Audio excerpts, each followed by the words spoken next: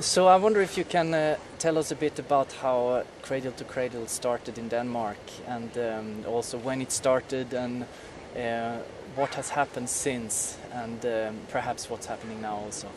Yeah, okay.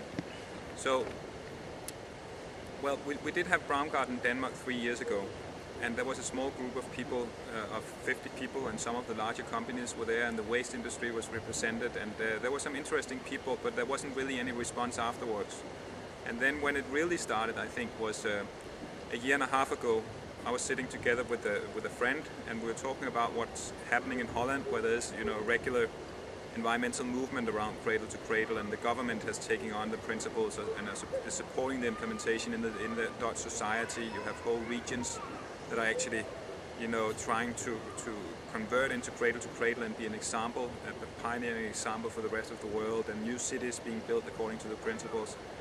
When we heard about that, we thought, well, it's got to happen in Denmark also. Now the time is ripe. It wasn't 3 years ago, now the time is ripe. And we started just going out giving lectures about it. We knocked down doors at the different political parties. We went to Danish Industry, which is the umbrella organization for the whole Danish industry and the 12,000 largest companies in Denmark. And at a certain time we got the film shown. It's called Waste Equals Food. It was shown on the Danish television, and we arranged a conference in September last year. And especially around the time the film was showed in August and September, the momentum shifted, and people started coming to us. So we had kind of been pushing, and it seemed like the seed was sown in a way, and got its kind of own life, and a lot of people started to call us, different companies and stuff like that. And then the climate minister called us and asked us in and said, what is this all about? And we went in to explain her.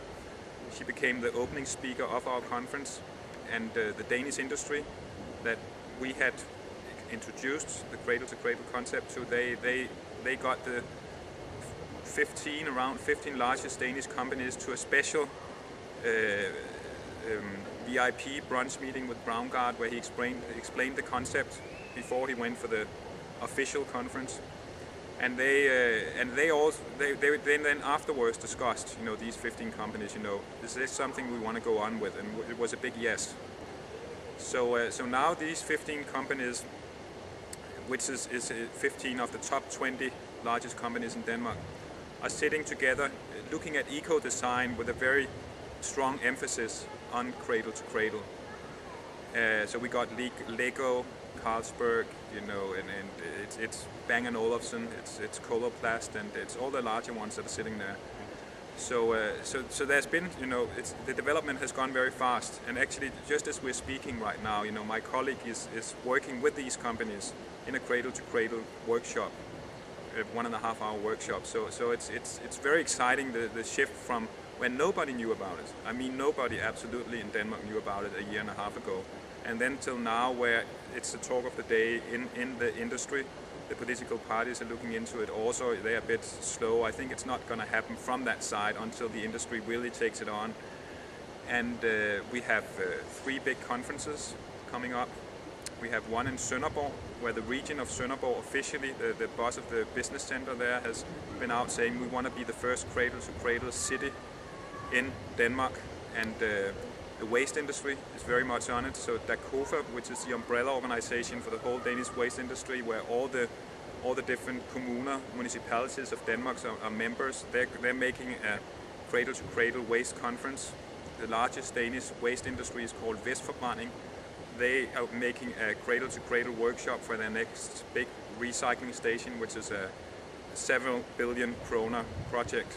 So it's and then you have the whole design community.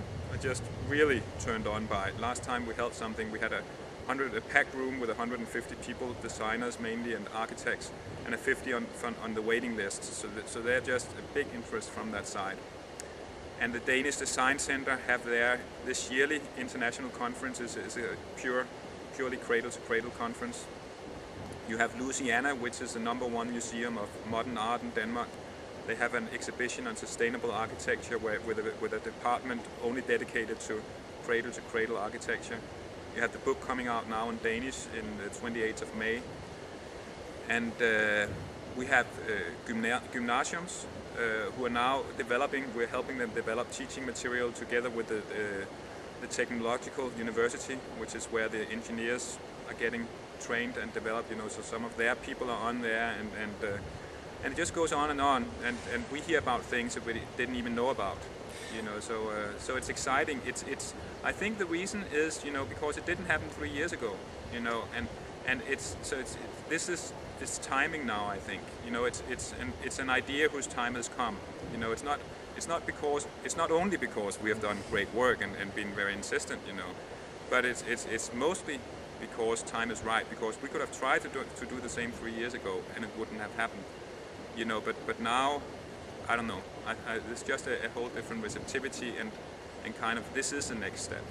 Wow, I mean, it sounds like amazing things are happening, and very fast as well in Denmark. Yeah. So how do you see that the cradle-to-cradle design paradigm could transform, let's say, Danish society? How could that change Danish society?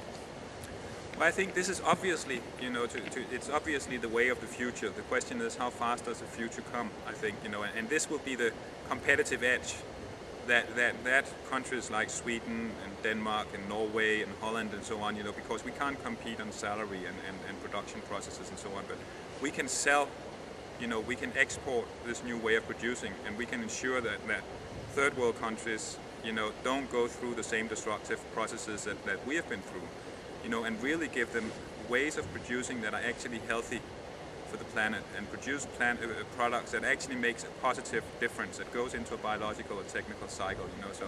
So I think that's what we got to build, you know, and it's a question of being first movers also, because Holland, they have this whole region, and the way they're looking at it is that we're just going to develop, you know, the industrial kind of practices within the cradle-to-cradle framework, and then we're going to export it.